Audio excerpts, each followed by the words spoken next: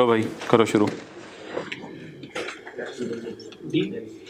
अच्छा, एक चीज़ मैंने प्लान में नहीं डाली हुई, वो मैं डाल दूंगा और जब मैं नोट्स अपलोड करूंगा इस पॉइंट को ऊपर शिफ्ट कर दूंगा। पहले मैं ना पास पेपर का क्वेश्चन 3 करवाने लगा हूँ आपको IAS 28 का, लेकिन उससे भी पहले एक चीज़ बताने लगा हूँ। ये बांध दो यार सफ़े, ज़रा कंसोलिडेशन का पास्ट पेपर्स निकालें।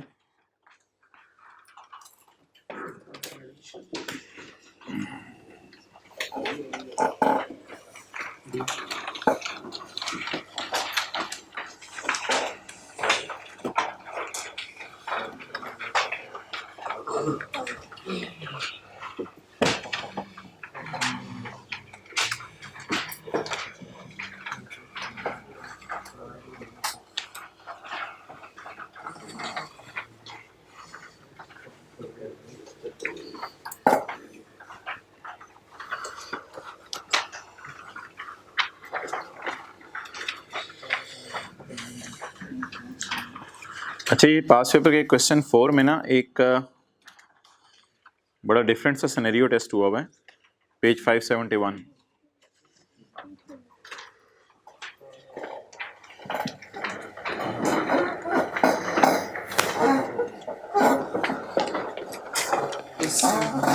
अच्छा, ये ना हम एक फिगर निकालते होते थे, सोल्ड, अनसोल्ड और अनसोल्ड का प्रॉफिट। तो मोहतरम ये अगर मैं ये बात करूं OL to UL, OL to UL, तो सोल्ड है 60, अनसोल्ड है 20 और 20 का प्रॉफिट भी निकाल लेंगे, वो कोई परेशान वाली बात नहीं। लेकिन मोहतरम ये इधर सोल्ड आप 60 नहीं लेंगे, सोल्ड आप 60 नहीं लेंगे। ये जरा कॉन्सेप्ट समझिएगा। आपस की सेल ड्यूरिंग द ईयर, आपस की सेल ड्यूरिंग द ईयर, ये सेल 12 महीने की है, लेकिन ये हमारा ईयर एंड है 31 दिसंबर 15 और इनका निकाह हुआ था 1 मई 15 को। तो इसका मतलब है 1 मई से पहले ये मियाँ बीवी नहीं थे। तो जब ये मियाँ बीवी नहीं थी तो फिर ये सेल आपस की सेल नहीं समझी जाएगी, ये बिल्कुल एक थर्ड पार्टीज की सेल है। तो इस सवाल ने परेशान करने के लिए ना आपस की सेल दी हुई है। मेरे पास अभी टाइम नहीं है, वरना मैं आपको दिखाता। जितने सवाल दिए हुए थे ना, जितने मैंने आपको क्लास में कराए थे, उनमें मैंने जानबूझ के एक लाइन डालता था, other intercompany transactions after acquisition. एक लाइन डालता था, other intercompany transactions after acquisition. इधर आफ्टर एक्विजिशन है लिखा हुआ, तो आप आफ्टर एक्विजिशन लिख के काटें। अगर आफ्टर एक्विजिशन लिखा होता तो फिर मुझे 60 की टेंशन नहीं थी, यानी 60 मियां बीवी बनने के बाद की सेल ही थी।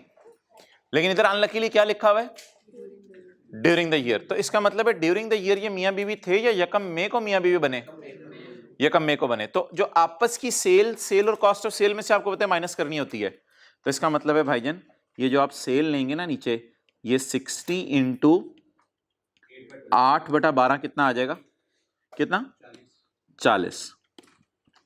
और इनकी ट्रीटमेंट्स आपको पता है क्या करते होते हैं,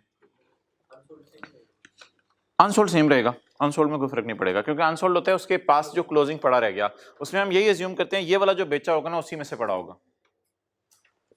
तो कैसे कैंसिल करेंगे, आपको पता है ये सेल में से और कॉस्ट ऑफ सेल में से माइनस कर देंगे, ऐसे ही करते थे हम। और इसकी मैं फिगर नहीं निकाल रहा, इसकी cost of sale debit, stock credit, इसकी जनरल एंट्री कर देते थे। डन, चलें जी नोट कर लें। लेकिन एक लफ्ज लिख के काट दें, आसानी होती है। अगर पेपर में वो क्या लिख देता खुद हमारी आसानी के लिए, other intercompany transaction after the acquisition, लेकिन इधर क्या लिखा हुआ है, ड्यूरिंग द ईयर।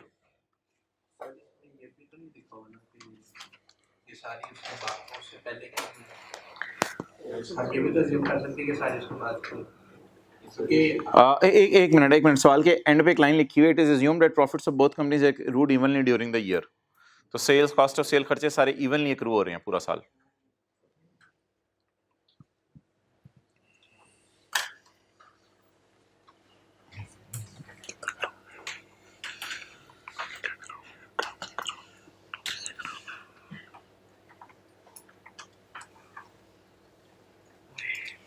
ओके, चलें जी पास पेपर क्वेश्चन 3 निकालें। IS 28 का।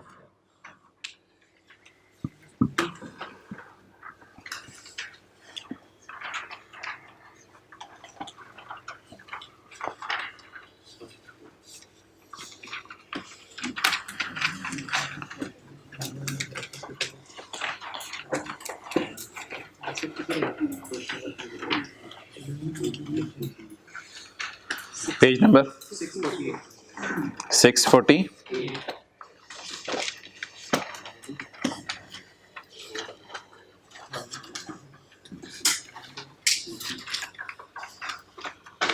The following amounts are extracted from the records of Manzil Limited, Himmat Limited and Koshish Limited for the year ended 31 December 2019।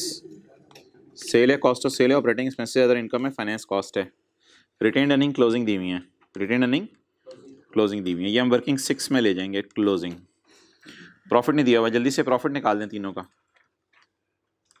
Don't take more than 1 minute, तीनों का profit निकाल दें।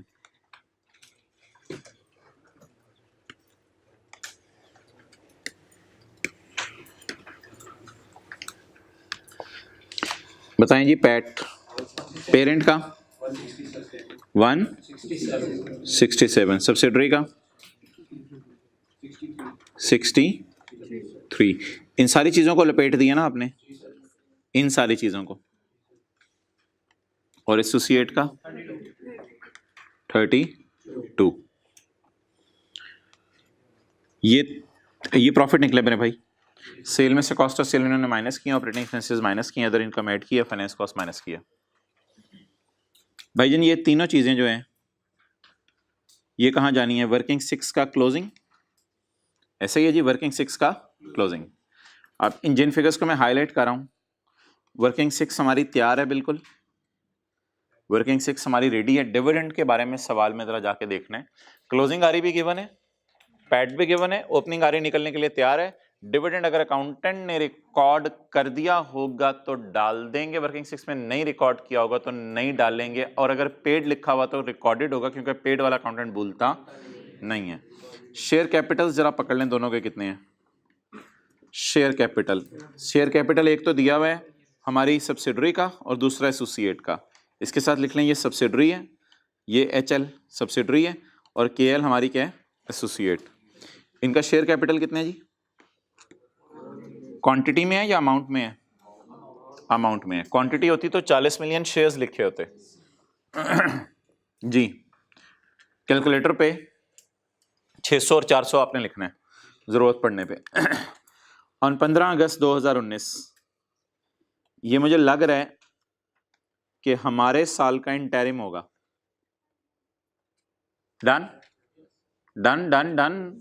हमारे साल के अंदर अंदर ये जो दे दिया जाए वो हमारे साल का इंटरिम होगा ना। अगर ये पिछले साल का फाइनल होता तो मार्च फरवरी 2019 में दिया जाता, तो ये हमारे साल का इंटरिम होगा। On 15 August HL and KL paid 5% dividend for the year ended 30 June 19। For the year ended half year ended 30 June, half year ended 30 जून, तो इनका हाफ ईयर 30 जून, तो फिर ये इंटरिम है। ML recorded its shares as other income, और parent ने इसको अपनी अदर इनकम में डाल दिया। इसको भी टेकअप करेंगे। पहले वर्किंग 6 के एतबार से मुझे बता दें डिविडेंड कितना बन रहा है। HL कौन है? HL हमारी सब्सिडरी है। 600 मिलियन पकड़ें, 600 मिलियन पकड़ के ना अभी ये परसेंटेज नहीं लगानी है, अभी इसका पूरा डिविडेंड तो निकाल लो। 600 मिलियन मल्टीप्लाइड बाय 5%, क्या आ गया? 30 डिविडेंड इसका आ गया। अच्छा जी, और 400 मिलियन पकड़ें। डिविडेंड भाईजान पूरा निकालना है वर्किंग 6 में। वर्किंग 6 में कोई कंसोलिडेशन की एडजस्टमेंट्स नहीं करनी, पूरी कंपनी का डिविडेंड निकालना है। KL का कितना आ गया? 20। डन। अब वर्किंग 6 हमारी तैयार है, वर्किंग 6 हमारी तैयार है। ये जो मैंने आपके सामने ग्रीन में चीजें हाईलाइट कर दी है ना, इन सारी की बुनियाद पे वर्किंग 6 हमारी तैयार है। तो वर्किंग 6 मैं व्हाइट बोर्ड पे नहीं करूंगा, वर्किंग 6 सिर्फ आपको दिखा देता हूं। बड़ी अच्छी IAS 28 की रिवीजन आने लगी है। पेज नंबर कौन सा होगा वर्किंग का? मंजिल लिमिटेड और हिम्मत, हाँ जी, वर्किंग 6। डन जी। देखें 167 63 32, 167 63 32। क्लोजिंग आर इज 3600 322 200, 3600, 322 और 200। अभी डिविडेंड मैंने निकाला था 30 और 20 का। ये ओपनिंग क्या आ गया? बैलेंसिंग। अब इनमें से किसी फिगर की कभी जरूरत पड़ी तो देख लेंगे, फिलहाल निकाल के इसको साइड पे रख दिया हमने वर्किंग 6 में। इनमें से किसी फिगर के निकालने की, यूज करने की जरूरत पड़ी तो वो फिर बात की बात है। ये तो पार्ट ऑफ क्वेश्चन है। अभी हमारा क्वेश्चन मुकम्मल हो गया है। ये बनाते हुए क्वेश्चन की एक एडजस्टमेंट भी नहीं देखनी, कोई एडजस्टमेंट नहीं करनी प्रॉफिट्स में, अनएडजस्टेड फिगर्स हैं ये सारी। अकाउंटेंट का ओपनिंग रिटेन अर्निंग हमने निकालनी है अगर यूज करनी पड़ी। ओके, अब जी सवाल शुरू से पढ़ते हैं। हमने रिक्वायरमेंट में बनाने कंसोलिडेटेड स्टेटमेंट ऑफ प्रॉफिट और लॉस एंड ओसीआई। इसका मतलब है हो सकता है कोई सरप्लस वगैरह फॉर द ईयर भी हो। और दूसरी बात, इस सवाल के अंदर वर्किंग 1 मैंने कहा था, माना कि बैलेंस शीट के सवालों में करते हैं, लेकिन इस सवाल में वर्किंग 1 जरूर कीजिएगा, होता है नेगेटिव गुडविल हो, इसलिए वर्किंग 1 तो हमेशा करनी है सब्सिडरी के लिए। Okay, sales, cost of sale, operating expense, other income, date of investment 1 August 15, बहुत कई सालों पहले का खरीदा हुआ है केएल को, इसलिए इसके प्रॉफिट को 8/12 4/12 करने की जरूरत नहीं है, इसके पूरे प्रॉफिट से खेलेंगे। लेकिन एसोसिएट की बात नहीं करा, सब्सिडरी पे छुरियां चलानी पड़ेंगी, क्योंकि 31 दिसंबर 19 हमारा ईयर एंड है और यकम मई 9, मई जून 2 महीने और जुलाई से दिसंबर 6 महीने, 8 महीने की छुरियां चलानी पड़ेगी। किसके ऊपर? सब्सिडरी की सेल पे, सब्सिडरी की कॉस्ट ऑफ सेल पे, सब्सिडरी के खर्चों पे, सब्सिडरी की फाइनेंस कॉस्ट पे ये छुरियां चलानी पड़ेगी और इन द एंड सब्सिडरी के प्रॉफिट पे भी छुरियां चलानी पड़ेंगी। ओके,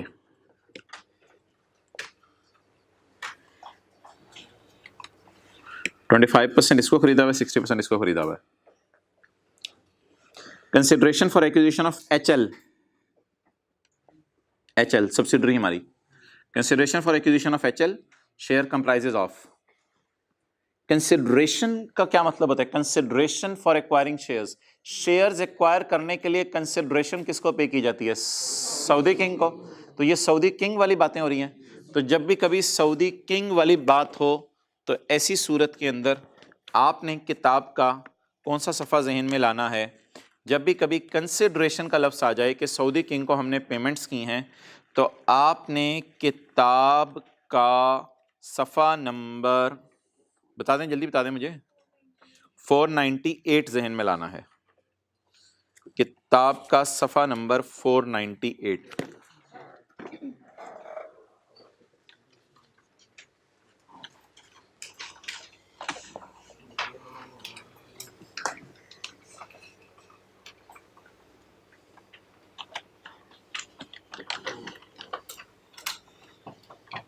जी, किसकी बात होने लगी है?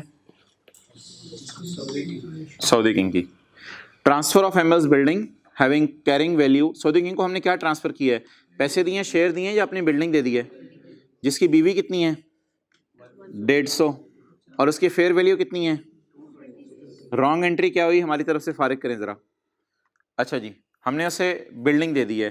कंसिडरेशन शेयर कंप्राइजेज ऑफ इतने इतने, हमने उसे बिल्डिंग दे दी है। पेज 498, एसेट्स गिवन किए हैं हमने। तो मैंने कहा था एसेट की बीवी, एसेट चला गया तो एसेट क्रेडिट, इन्वेस्टमेंट्स डेबिट करनी है उस एसेट की फेयर वैल्यू से, और क्योंकि हमने सऊदी किंग को दिया है इसलिए उसके बदले हमें कोई चीज़ आ रही है तो बैलेंसिंग गेन लॉस आएगा। तो बिल्डिंग की बीवी आएगी, बिल्डिंग की फेयर वैल्यू आएगी। इसको रिवैल्यूएशन सरप्लस नहीं कहना आपने, ये पेरेंट का रियलाइज्ड गेन है, क्योंकि पेरेंट ने किसको बिल्डिंग दे दी?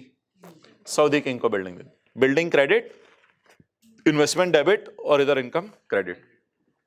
जी, बीवी बताएं कितनी है बिल्डिंग की? कितने की बेच सकते थे बाजार में? 226 की। तो बिल्डिंग बेचकर पैसे आए या बिल्डिंग बेचकर शेयर्स आए? इन्वेस्टमेंट डेबिट कितने से जी? 226। क्रेडिट क्या? बिल्डिंग, ये एफवी पे और ये बीवी पे जी 100, और बैलेंसिंग, क्योंकि P&L का सवाल कर रहे हैं इसलिए बैलेंसिंग में साथ साथ निकाल रहा हूं। कितना? 76। डन।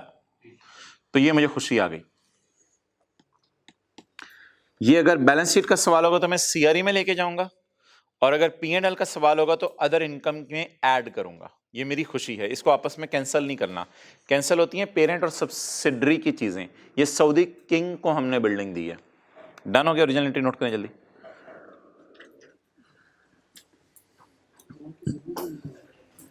रॉन्ग की ज़रूरत नहीं है असल में, लेकिन बहरहाल मैं कर देता हूँ।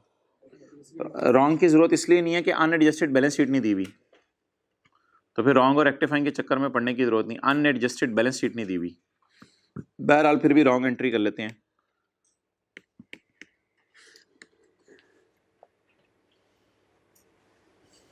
Speed up. रॉन्ग, वर्किंग नहीं लिखा, रॉन्ग लिखा है। Disposal has been recorded at BV. Disposal book value पे रिकॉर्ड हो गई है। डिस्पोजल बुक वैल्यू पे रिकॉर्ड हो गई है। डिस्पोजल बुक वैल्यू पे रिकॉर्ड हो गई है। क्या मतलब है? क्या डेबिट हुआ है और कितने पे डेबिट हुआ है? इन्वेस्टमेंट डेबिट हो गई है। किस पे? बुक वैल्यू पे। डिस्पोजल पूरी की पूरी बुक वैल्यू पे रिकॉर्ड हो गई है, हालांकि डिस्पोजल बुक वैल्यू पे रिकॉर्ड नहीं होनी चाहिए थी। Rectifying entry, investment debit and P&L credit 76 से। चलें नोट कर।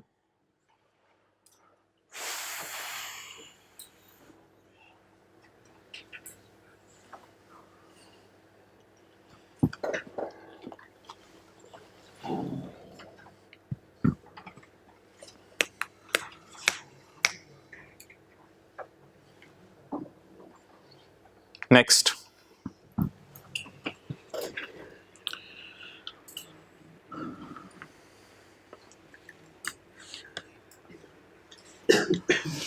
Issue of 16 million ordinary shares of parent after 1 year of acquisition. 1 साल के बाद सऊदी किंग को शेयर इशू करेंगे। लिखें यकम मई 20 को। 1 साल बाद का मतलब ये है 1 साल बाद सऊदी किंग को शेयर इशू करेंगे, यकम मई 20 को। थोड़े से पैसे ले लो, थोड़े से शेयर ले लो, जो थोड़े से शेयर ले लेना। Shares to be issued, investment debit, purchase consideration payable, और परचेज कंसिडरेशन पेएबल को अपनी इक्विटी में शो करना है। और ईयर एंड पे अगर शेयर्स की फेयर वैल्यू बदल भी जाए तो कोई एडजस्टमेंट नहीं करनी जी। Issue of 16 million shares. The market price of shares at the date of acquisition was 30। However, the market prices changed when the shares were issued। अगले साल मार्केट प्राइस 32 हो गई, लेकिन फिलहाल मार्केट प्राइस कितनी थी? 30। No adjustment at year end. या अगले साल भी कोई एडजस्टमेंट नहीं करनी, सिर्फ एक ही एडजस्टमेंट करनी है। किस वक्त? जब शेयर इशू करेंगे। शेयर इशू करने की एंट्री बताएं। नहीं, शेयर कैपिटल शेयर प्रीमियम में तब क्रेडिट करता जब इस साल शेयर इशू हो जाते। ये शेयर इशू होने अगले साल। बताएं क्या एंट्री करेंगे? ये तो दूसरी एंट्री है ना। Investment debit, purchase consideration payable credit. Quantity shares की बताएं। 16 मिलियन शेयर्स। इधर फिर शेयर प्रीमियम शेयर कैपिटल इसलिए अलग नहीं हो सकता कि परचेज कंसिडरेशन पेएबल एक ही अकाउंट बनेगा। ₹30 5 1 32 जो है वो मोहतरम एक बात याद रखिएगा, investment debit, purchase consideration payable credit, ये एंट्री ईयर एंड वाली फिगर्स या जो अगले साल जितने पे शेयर इशू उस पे नहीं कर सकते, क्योंकि वर्किंग 1 होती है एक्विजिशन डेट पे, हमें इल्हाम नहीं होता कि उस दिन क्या वैल्यू होगी। इसलिए ये वर्किंग हमेशा वर्किंग 1 में सारी फिगर्स किस दिन की यूज करनी है? एक्विजिशन डेट की। सारी फिगर्स वर्किंग 1 में किस डेट की यूज करनी है? एक्विजिशन डेट की। परचेज कंसिडरेशन पेएबल खत्म होगा अगले साल। परचेज कंसिडरेशन पेएबल डेबिट और शेयर कैपिटल और शेयर प्रीमियम क्रेडिट। लेकिन ये साइड एंट्री क्या है कि अपने किताब में डिस्कस नहीं की हुई, इसलिए ये साइड वो टेस्ट भी नहीं करता पेपर में। वो फिर एंट्री उस वक्त टैली होगी, गेन लॉस कहाँ रिकॉर्ड होगा वो बाद की बात है, इसलिए वो टेस्ट नहीं करता ना वो पूछता है। इसलिए हमने सिंपल लिख दिया हुआ है हमारे सिलेबस के एतबार से, no adjustment at year end. Done? चलें जी, डन? कोई क्वेश्चन? आगे चलें। अच्छा, एक बात पूरे सीए में याद रखिएगा, कोई एडजस्टमेंट किसी ने रिवाइज नहीं की होती, समझ ना आ रही हो ना, तो उस पर दिमाग ना अड़ाया करें, फिर अगली बात समझा करें। तो वहाँ दिमाग अड़ा ना रहे। पॉइंट 3 हमें date of acquisition of HL carrying value of its net asset was equal to fair value except a manufacturing plant whose FV exceed the carrying value by 60। तो ये छोटी छोटी एडजस्टमेंट आसान मार्क्स दिए होते हैं। तो बताएं जल्दी। PPE debit, revaluation surplus in working 1 credit कितने से 60 से। डेट ऑफ एक्विजिशन बताएं, रिमेनिंग लाइफ या कम मई, तो मई जून और दिसंबर कितने महीने की अमोर्टाइजेशन ये डेप्सियन चार्ज करेंगे 8 महीने की। 8 महीने की डेप्सियन निकालें ज़रा 8 से डिवाइड करके। 8 तो लाइफ है ना, डेप्सियन भी 8 महीने की निकालनी है। 60 divided by 8 years multiplied by 8 months divide by 12। Entry बताएं। अगर एसेट बढ़ा तो डेप्सियन बढ़ेगी। डेप्सियन डेबिट कितने से, डन। ओके मैं डेप्सियन को काट के CR या SR इसलिए नहीं लिख रहा क्योंकि P&L का सवाल है खाली, तो इसलिए वो फिर मैं ऐसे ही एफर्ट करूंगा एक। डन। आगे ये ना जल्दी नोट, साथ वाला सफा खाली है, आप लोग सारी चीजें नोट कर सकते हैं। बहरहाल अच्छा यार ना करो यार, इस एडजस्टमेंट पे टाइम ना लगवाओ भाई। एक बात सुन लें, ये बिल्कुल आपके लिए नई बात करने लगा हूँ। ये था हमारा पेज नंबर 644। IAS 37 ना कॉन्टिंजेंट लाइबिलिटीज को डिस्क्लोज करने को कहता है, लेकिन कंसोलिडेशन कहती है कॉन्टिंजेंट लाइबिलिटीज को रिकॉर्ड करो। कंसोलिडेशन कहती है कॉन्टिंजेंट लाइबिलिटीज को रिकॉर्ड करो। इसलिए आपको एक सवाल याद होगा, a contingent liability of 90 million as disclosed in financial statements, just disclose हुई है, पेज 644 है बुक का, जिसकी कैरिंग वैल्यू 0 है क्योंकि डिस्क्लोज हुई है, और उसकी फेयर वैल्यू कितनी है 60। तो मैंने कहा था कॉन्टिंजेंट लाइबिलिटी को आपने वर्किंग 1 में शो करना है, और इसकी एंट्री की थी expense in working 1 debit liability credit. तो शायद IFRS 3 या 10 कंसोलिडेशन का जो स्टैंडर्ड है ना, वो ज्यादा प्रूडेंट होके खेल रहा है, ज्यादा ओवर प्रूडेंट हो रहा है। जो चीजें लॉयर का ख्याल है लो चांस है पे करनी है, उनको भी फेयर वैल्यू के ऊपर लेके जा रहा है। तो इसलिए IAS 37 थोड़ा प्रूडेंट होके खेल रहा है, ओवर प्रूडेंट होके खेल रहा है। कैसे ओवर प्रूडेंट होके खेल रहा है? कॉन्टिंजेंट लायबिलिटी को सेपरेट फाइनेंशियल स्टेटमेंट में क्या किया जाता है, डिस्क्लोज। लेकिन कंसोलिडेटेड फाइनेंशियल स्टेटमेंट में हमने क्या कहा था, इसे डिस्क्लोज करें और रिकॉर्ड कर लें। और फिर स्काई ब्लू वाली लाइन मैं नहीं समझा रहा, जो काम वाला लेक्चर था, जो काम कर लिया हुआ है उसको वो बातें अलग है, वो बात अलग है, इसको जरा साइड पे रखें। फिलहाल सिर्फ एक्विजिशन डेट की डिस्कशन करें मेरे से। Contingent liability separate financial statement में क्या हुई होगी, लेकिन हम फिर भी किस पे ले आएंगे, फेयर वैल्यू के ऊपर। डन। और ये एंट्री हमने क्लास में की थी भाईजान। जब स्टैंडर्ड की थीम ओवर प्रूडेंट है ना, ओवर प्रूडेंट, तो फिर एक बात का जवाब दीजिएगा, इसको क्या करें। A contingent asset of 50 is disclosed in financial statement which had an estimated fair value of 15 million. Contingent asset acquisition date पे disclose हुआ है, तो कहते हैं इसकी फेयर वैल्यू 15 है। तो क्या मुझे बताएं, बुक वैल्यू 0 है? बिल्कुल। बुक वैल्यू क्या होती है, जो बैलेंस शीट में आ रही हो या नोट्स में जो अंग्रेजी में आ रही हो? मुझे बता रहे कंटिंजेंट एसेट डिस्क्लोज होता है? जी बिल्कुल होता है। क्या रिकॉर्ड भी होता है? तो अगर डिस्क्लोज होता है तो बीबी कितनी, 0, और एफवी 15। 0 और 15 हो गया। इधर बीवी और एफवी कितनी थी, 0 और 60। इधर बीवी और एफवी, आप बताएं स्टैंडर्ड ओवर प्रूडेंट, स्टैंडर्ड की थीम ओवर प्रूडेंट है, वो मैंने आज आपको बताया। स्टैंडर्ड ओवर प्रूडेंट हुआ है, बता दें एसेट्स रिकॉर्ड करें? नहीं, स्टैंडर्ड कंटिंजेंट एसेट रिकॉर्ड नहीं करने देता। कंसोलिडेशन का स्टैंडर्ड कहते हैं कंटिंजेंट एसेट आप रिकॉर्ड नहीं कर सकते, ओवर प्रूडेंट बनो। ओवर प्रूडेंट मींस ज्यादा एहतियात करो। अब ज्यादा एहतियात करो तो खर्चे बुक कर लिए थे ज्यादा एहतियात करने में, लेकिन एसेट्स बुक ना करो, तो फिर तो ये IAS 37 जैसी बात ही होगी। IAS 37 में भी तो कंटिंजेंट एसेट रिकॉर्ड नहीं होते थे, तो फिर इधर भी कंटिंजेंट एसेट रिकॉर्ड।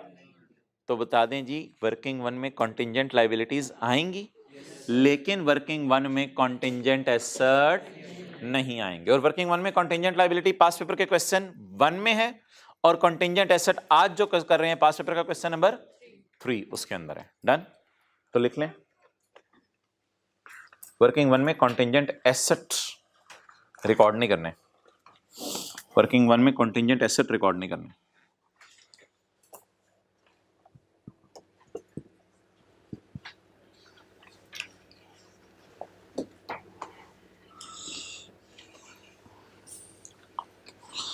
जी बीबी बताएं।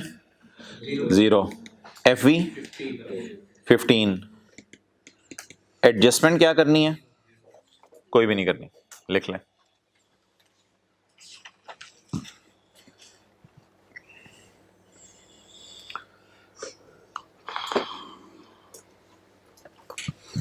आगे चलें जी। अब ये मैं कह रहा था यार, ये सवाल आप लोगों ने घर में करने, इधर बैठ के कर लेते हैं। Okay, at year end this contingent asset is disclosed at 46। Year end पे अभी तक वो 46 पे डिस्क्लोज्ड है। अब हम क्या करें? अब हम रिकॉर्ड कर लें। हमने एक्विजिशन डेट पे जिसको लिफ्ट नहीं कराई, डिस्क्लोज हुई हुई चीज को, क्या बैलेंस शीट डेट पे उसको डिस्क्लोज हुई हुई है तो आप उसको लिफ्ट करा दें? तो अभी भी लिफ्ट कराने की कोई तुक नहीं है। लेकिन अगर खुदा ना खास्ता लिखा होता कि अब ये कॉन्टिंजेंट एसेट नहीं रहा और वर्चुअली सर्टन हो गया है और सब्सिडरी ने रिकॉर्ड कर लिया हुआ है, क्योंकि उसने वर्चुअली सर्टन रिकॉर्ड कर लिया होगा, फिर क्या करते? फेयर वैल्यू पे ना एक्विजिशन डेट पे बस चीजों को लेके जाते हैं, बाद में नहीं लेके जाते। तो फिर हम कुछ भी ना करते। अगर सवाल में लिखा होता कि सब्सिडरी ने बाद में इसको रिकॉर्ड कर लिया, तो फिर ऐसी सूरत में हमने तो शुरू में रिकॉर्ड किया ही नहीं था, तो हम तो कहते ही ना जो काम हमने तो कोई काम भी नहीं किया। तो अब अगर सब्सिडरी बाद में कहते हैं ये मेरा एसेट है, तो फिर लड़ने की जरूरत नहीं है उससे कि ये तुम्हारा एसेट नहीं है, ये एसेट है इंशाल्लाह वर्चुअली सर्टन है, अगले ने मुंह से कह दिया पैसे देने हैं, तो फिर भी मेरे ख्याल से पेपर में आपको कुछ करने की जरूरत नहीं पड़ेगी, क्योंकि हमने तो पहले कुछ किया नहीं। तो अब जो सब्सिडरी कर रही है उसको तो करने देना, उसमें कोई एतराज वाली बात भी नहीं है।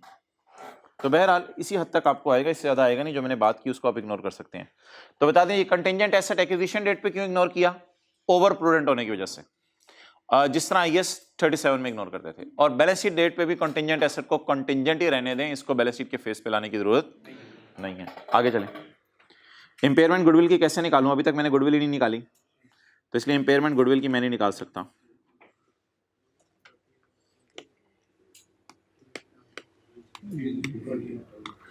डिविडेंड का क्या करना है?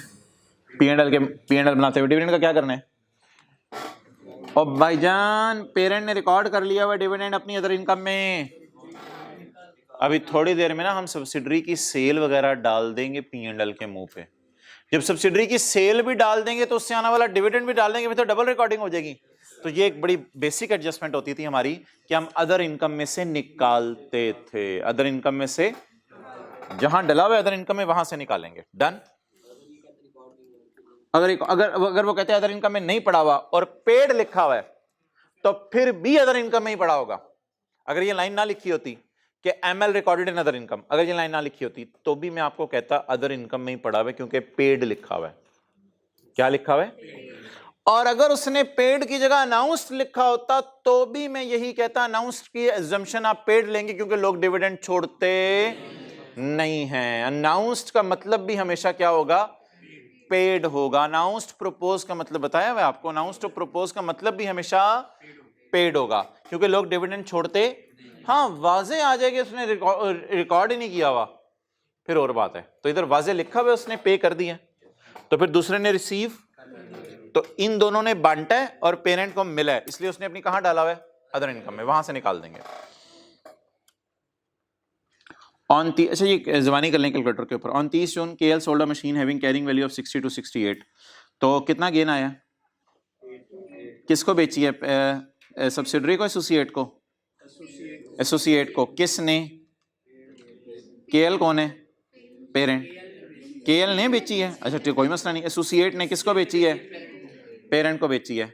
तो एसोसिएट ने पेरेंट को बेची है। हैंड रिटन पेज मैं नहीं खुलवा रहा अभी, मुझे बता दें गेन कितना आया? गेन कितना आया? 8।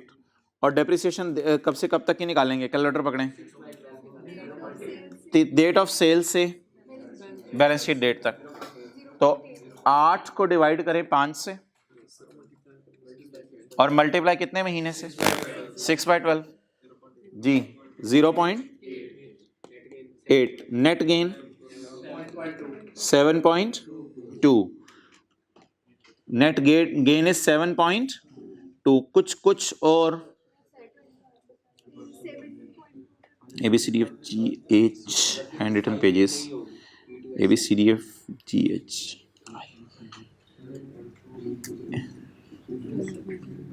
यार ये वॉल्यूम 1 के ही घूम रहे हैं वॉल्यूम हाँ है ठीक है कोई नहीं यार खैर है भूल गया होगा कोई मसला नहीं इसको नज़र मार लो एसोसिएट कंसोलिडेशन की एडजस्टमेंट तो याद होंगे एसोसिएट्स की भूल गई होंगी तो इसलिए हैंड रिटन पेज 2 खोल रहा हूँ मैं पेज 1 बैलेंस शीट के लिए और पेज 4 P&L के लिए सेल ऑफ फिक्स्ड एसेट किससे किसकी तरफ हो रहा है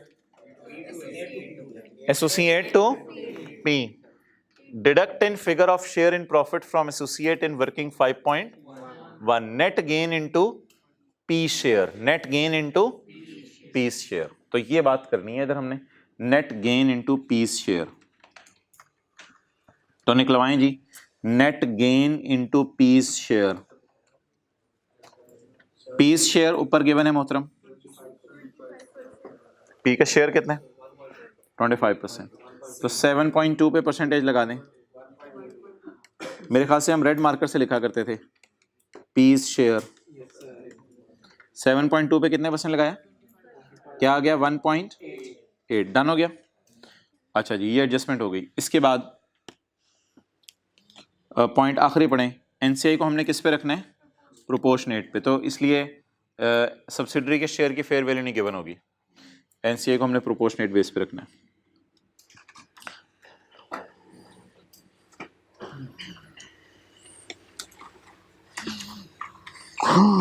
सर वो ना कंसोलिडेशन के साथ उसने IFRS 9 टेस्ट कर लिया हद हो गई यार तुम लोग क्या बीए करने आए हो ऑन 15 नवंबर 2019 साल खत्म होने से 1.5 महीना पहले HL and KL purchase 6 lakh and 4 lakh shares of जज्बा HL कौन है पहले HL कौन है सब्सिडरी KL कौन है उन्होंने किसी और के शेयर खरीदे जिस कंपनी का नाम था जज्बा respectively at a price of 150 each plus 2% transaction cost तो 150 में ट्रांजैक्शन कॉस्ट शामिल है या ट्रांजैक्शन कॉस्ट शामिल नहीं है एक्सेलेंट शामिल नहीं है इंक्लूडिंग 2% लिखा हुआ या प्लस 2% इसका मतलब है 150 रुपया भी दिया और ब्रोकर को फीस भी दी HL and KL classified the investments as FVTOCI और इन्होंने इनको कहां पे डालना पसंद किया FVTOCI these investments have not been remeasured at year end separate financial statement में एरर हो गई कि साल के एंड पे इनको फेयर वैल्यू पे लेके जाना भूल गए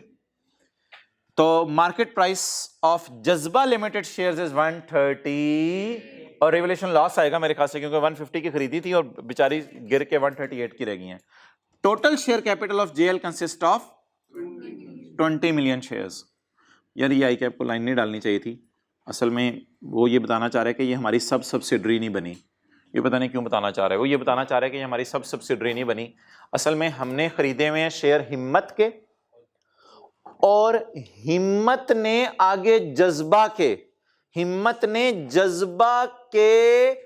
20 लाख में से 6 लाख सिर्फ खरीदे हैं ये 20 लाख शेयर है ना 20 मिलियन नहीं 20 मिलियन में से 6 लाख शेयर खरीदे हैं तो इसका मतलब ये बताना चाह रहा है कि ये कोई सब सब्सिडरी टाइप चीज नहीं बनी तो ये हमारे वैसे सिलेबस की बात नहीं थी इसको नहीं करनी चाहिए थी तो इसको छोड़े कि जज्बा के टोटल शेयर कितने हैं मुझे जज्बा के शेयर से कंसर्न नहीं है मैंने जज्बा के कितने खरीदे हैं मुझे उससे कंसर्न है तो करवाएं वो इन्वेस्टमेंट वाली वर्किंग सबसे पहले किसकी बुक्स खोलूं हिम्मत लिमिटेड की और किसकी जज्बा लिमिटेड की तो भाईजान हमने शेयर खरीदे हुए ना तो मैं तो सब्सिडरी की बुक्स खोल लूं और एसोसिएट की कैलकुलेटर पकड़ें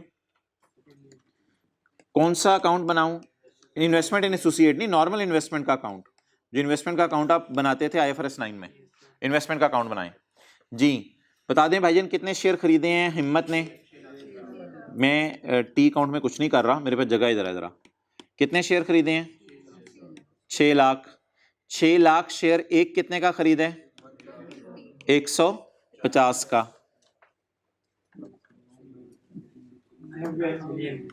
कितना 90 मिलियन क्या 90 मिलियन पे इन्वेस्टमेंट इन शेयर डाल दूं या FVTOCI में ट्रांजैक्शन कॉस्ट कैपिटलाइज होती हैं ट्रांजैक्शन कॉस्ट डलवाएंगे आप या मैं डलवाऊं कैसे 102% से मल्टीप्लाई कर देंगे या इसका 2% ऐड कर देंगे?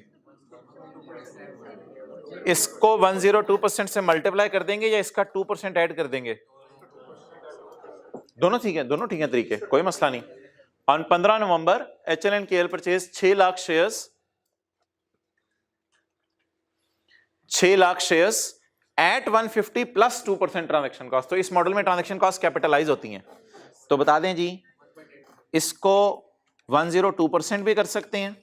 ये नहीं पसंद आ रहा तो फिर कैलकुलेटर पे 90 मिलियन जमा 2% ऑफ 90 मिलियन कर लें, वो ज्यादा आसान है। क्या जवाब आ गया?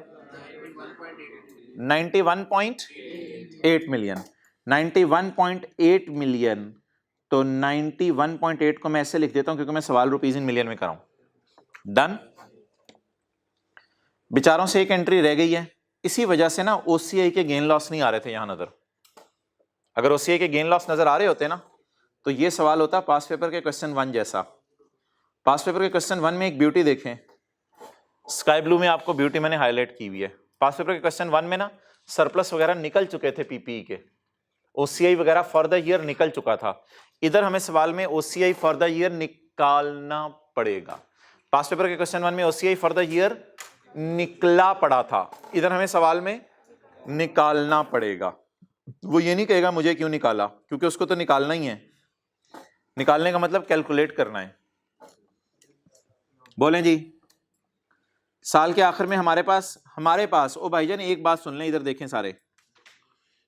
फिलहाल ये टेंशन ना लें कि केएल ने क्या खरीदा है, फिलहाल सिर्फ ये टेंशन लें कि एचएल ने क्या खरीदा है। पहले एचएल का सवाल पूरा कर लें फिर केएल की तरफ मूव करते हैं। भाईजान ये गलती होगी है सेपरेट फाइनेंशियल स्टेटमेंट में, these investments have not been remeasured at year end. तो अब इसको रीमेयर कर दें, फिर हम वो तो करना भूल गए, हम कर दें रीमेयर। शायद रीमेयर करना भूल गए इसीलिए P&L के साथ ओसीए वगैरह पड़े नहीं हुए थे। कितने शेयर है हमारे पास? 6 लाख। एक शेयर कितने का हो गया है साल के एंड पे? 138। कितना? 82.8 मिलियन। डन। 82.8। बता दें जी इसका नाम हमने रखा था रिवैल्यूएशन सरप्लस नहीं, फेयर वैल्यू रिजर्व या फेयर वैल्यू गेन लॉस। तो fair value reserve balancing OCI loss, 3 चीजें हम लिखते होते थे। कितना? 9। केएल का जल्दी से बना दें खुद ही।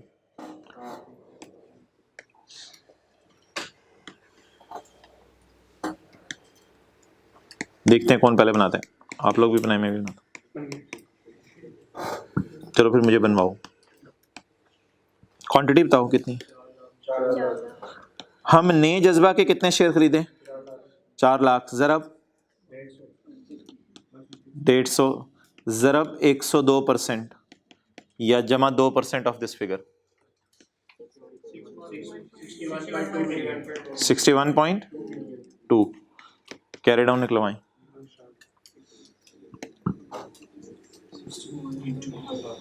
4 लाख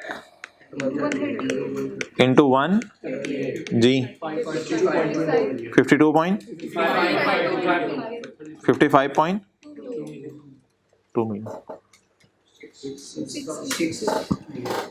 6 का क्या आ रहा है? लॉस आ रहा है।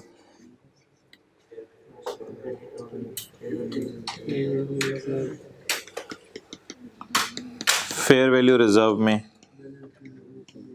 वो तो बाकी बैलेंसिंग शैलेंसिंग अब आप लिख लीजिएगा। ये लॉस जाएगा कहाँ? ओसीआई में।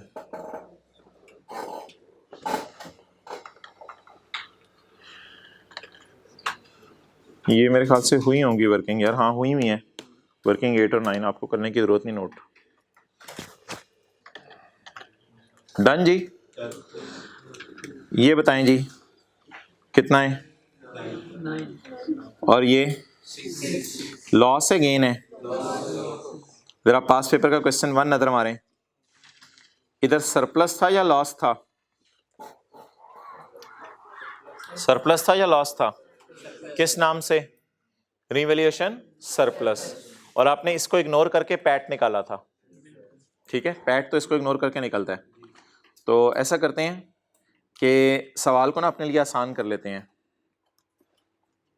OCI भी डाल लेते हैं सवाल में, ताकि हमारा डेटा जरा आसान हो जाए और नीचे हमें ना जाना पड़े। वैसे भी नीचे जाने से डर, तो इसने तो कोई इन्वेस्टमेंट्स की नहीं, इसका तो सरप्लस 0 है। इसका OCI का क्या आ रहा था, कितना, 9, और इसका 6। डन।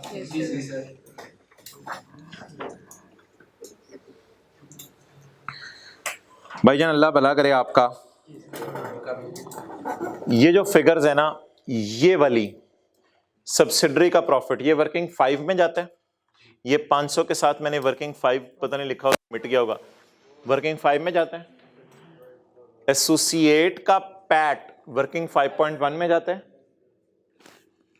सब्सिडरी का OCI वर्किंग 5.2 में जाता है, सब्सिडरी का OCI, और एसोसिएट का OCI 5.3 में जाता। याद आ रही हैं ये बातें? ओके, तो ये बता दें जी कहां कहां जाने हैं आप, बोले बोले बोले बोले बोले। ये कहां जाएगा, वर्किंग 5, ये वर्किंग 5.1, ये वर्किंग 5.2, और ये वर्किंग 5.3। अब आप ये चाहेंगे कि ये सवाल हमें ना करवाया जाए फेस पे, लेकिन मैं करवाऊंगा। 10 से 12 मिनट में करवाना है आपने ये सवाल मुझे सारा, बैलेंस शीट के फेस पे, इधर व्हाइट बोर्ड के फेस पे, क्योंकि वो TCI में पोर्शन मेंटर वो सारा मैंने आपको रिवाइज करवाना है। चलें जी स्टार्ट करें।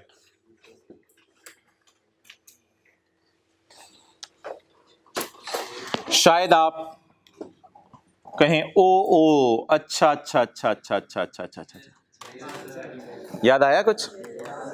ओ अच्छा अच्छा अच्छा अच्छा अच्छा। एसोसिएट के बैलेंस शीट के एसेट्स लायबिलिटीज भी काट देते होते हैं, और एसोसिएट की सेल और कॉस्ट ऑफ सेल सारी चीजें काट देते होते हैं। डन। चलें जी, सेल बोले यार 800। यार देखते रहें, जहां कैलकुलेटर की जरूरत हुई मैं आपसे कहूंगा कैलकुलेटर यूज कर लें, जहां और किसी चीज की जरूरत हुई मैं कहूंगा मुझे हेल्प कर दें। लेकिन प्लीज अब आप ये साथ साथ नोट ना करें, अंडरस्टैंड बस करें चीजों को। किताब को घर में खोल के रखें। सेल 800, कॉस्ट ऑफ सेल ये याद रखना है, क्योंकि सब्सिडरी को ड्यूरिंग द ईयर खरीदा है तो छुरियां चलानी है साथ साथ। 31 इंटू 8/12। सारी अनएडजस्टेड फिगर्स पहले पोस्ट कर लेते हैं ना। कॉस्ट ऑफ सेल 540 1 इंटू, आगे बोलें क्या आ रहा है, ऑपरेटिंग एक्सपेंसेस जी 114 60 इंटू, आगे बोलें अदर इनकम जी 40, और आगे 20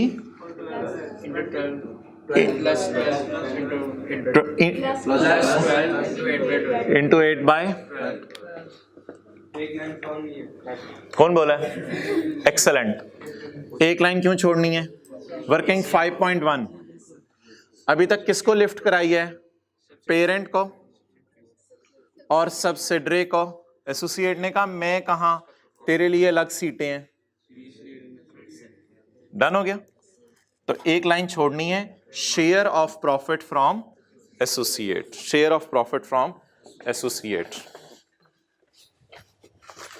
blue marker red marker, red होता था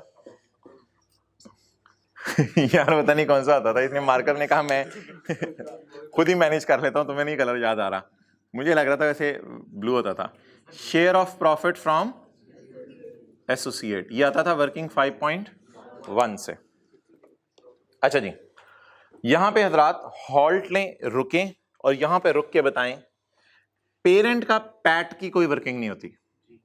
यहां एडजस्टेड फिगर्स मैंने उठाई हैं। सब्सिडरी का पैट इधर सारा आने देंगे या इसमें से कुछ और एनसीए वगैरह को भी देना है? तो यहां अनएडजस्टेड फिगर्स ये भी जहन में रखें और मुझे बताते रहें कि यहां अनएडजस्टेड फिगर्स में से वर्किंग 5.1 में खोल लेता हूं और वर्किंग 5.1 और 5, तो वर्किंग 5 में 63 जाने 63 की हेडिंग क्या होगी? एस प्रॉफिट या ए प्रॉफिट? एस प्रॉफिट पूरा, या ये भी 8/12? ये भी 8/12। डन। अच्छा जी, सारे इधर देखें, ये किसका प्रॉफिट है? पेरेंट का। ये किसका है? सब्सिडरी का। सब्सिडरी के प्रॉफिट में से थोड़ा सा एनसीआई को दे देंगे, बाकी हमारा होगा। ये वर्किंग क्लोज कहां होती थी? CRE no need. डन। ये वर्किंग 5 थी। एक्सलेंट, ये वर्किंग 5 थी। अच्छा, इसीलिए कुछ चेहरों में मुझे परेशानी नजर आई थी, पहले तो आ दिया करें। डन जी। अच्छा जी, किसका पैट उठा लिया? पेरेंट का उठा लिया पूरा, सब्सिडरी का पूरा उठा लिया था, लेकिन वर्किंग 5 क्यों खोल ली? एनसीआई को देना है। अब किसका पैट रह गया है? एसोसिएट का। पैट से पहले बात करें, कितना? 32। क्या 32 यहां लिखना है या वर्किंग से रूट करा के लाना है? वर्किंग से रूट करा के एडजस्टमेंट्स पोस्ट करके लाना है। तो फिलहाल वर्किंग खोल के रख लें। वर्किंग 5 पॉइंट, एस प्रॉफिट, ए प्रॉफिट। 7-7 परसेंटेजेस लगानी है इस टॉपिक में या एंड पे लगानी है? 7-7 परसेंटेज लगानी है। ए प्रॉफिट पूरा उठा लूं, नंबर ऑफ मंथ्स पे तो लेके जाने की जरूरत नहीं। 32 इंटू डन। अच्छा जी, क्या मैंने सारे पैट उठा लिए हैं? सारे पैट उठा लिए हैं। इंडिविजुअली भी सेल कॉस्ट ऑफ सेल उठा लिए और पैट भी जहां जहां लेके जाने थे ले गए। 2 वर्किंग क्यों खोलनी पड़ी? क्योंकि सब्सिडरी का पैट एनसीआई को देना है और एसोसिएट का 25% हमने लेना है। इसके बाद बता दें, इसका सरप्लस उठाना है, इसका उठाना है, इसका उठाना है। बिल्कुल सेम मेथोडोलॉजी। ये देखिएगा, 800 और 315। डन। 800 और 315, ये दोनों फिगर्स लेके जाते हैं। तो इसी तरह 0 और 9, लेकिन इसको ना 9 को 8/12 नहीं करना, क्योंकि ये यकम नवंबर को खरीदी है, ये है ही सारी हमारी। इसको 8/12 करने की जरूरत नहीं है, क्योंकि ये जो जज्बा लिमिटेड में खरीदे हैं शेयर, ये मेरे ख्याल से नवंबर में जाके खरीदे हैं, तो इसलिए इसको 8/12 नहीं करना। अच्छा, ये लाइन मैं छोड़ देता हूं, किसके लिए? पीबीटी के लिए। ये लाइन किसके लिए? टैक्स वगैरह है सवाल में, तो फिर पीबीटी ही क्या हो जाएगा? Profit after tax. इसके बाद क्या मैं डालूंगा? Add OCI. ओसीआई में क्या आ रहा है? फेयर वैल्यू रिजर्व या revaluation surplus? Fair value reserve. Sale किस किस की उठाई है? पेरेंट की पूरी और सब्सिडरी की भी पूरी, बाद में एनसीआई को दे देंगे। तो इसी तरह जिस तरह मैंने कहा था सेलें उठानी है, उसी तरह ओसीआईए उठाने हैं। तो 0 और 9 को लेके जाएं एज इट इज। फिलहाल टेंशन ना लें, पेरेंट का पूरा और सब्सिडरी का भी पूरा उठा लें, देखी जाएगी, एनसीआई को दे देंगे, परेशान ना हो। फिलहाल सब्सिडरी के पूरे उठाए हैं ना प्रॉफिट्स? पूरे का मतलब है कि परसेंटेज तो कोई नहीं लगाई ना, ये तो 8/12 कुछ और है। और क्या एसोसिएट के सब्सिडरी के पूरा ओसीआई आ गया और सब्सिडरी के पूरे प्रॉफिट्स आ गए। एक लाइन और डालें, वो किसके लिए डालनी है जरा बता दें। ये अगर पास पेपर क्वेश्चन 1 आपने पहले किया होगा ना इंशाल्लाह, तो इस क्वेश्चन में आपको आसानी हो जाएगी। एक लाइन और डालें, time share of OCI from associate. Share of OCI from associate, ये कहां से आएगा? 5.2 नहीं, 5.3। ये 5.3 से आ जाएगा। डन। 5.2 में बताता हूं जी। ए प्रॉफिट, ए ओसीआई, ए ओसीआई। और ये कौन सी ओसीआई? एस की ओसीआई। अच्छा, अगर इधर आता था प्रॉफिट, तो आज इधर क्या आएगा? लॉस। डन। अब मुझे बता दें एसोसिएट का लॉस कितना है? 6 और सब्सिडरी का 9। What is the loss of associate? 6. What is the loss of subsidiary? 9. Done हो गया जी।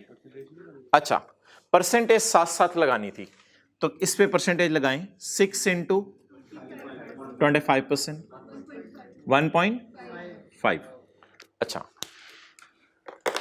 इसको कहते हैं सवाल का बेसिक स्ट्रक्चर खड़ा करना। अब ये एडजस्टमेंट एक भी मैंने नहीं पढ़ी। अब जरा सवाल का बेसिक स्ट्रक्चर 1-2 मिनट लगा के ना आपने रिवाइज करना है। सारे इधर देखें, प्रॉफिट्स की जगह इधर क्या आ रहे हैं? लॉस।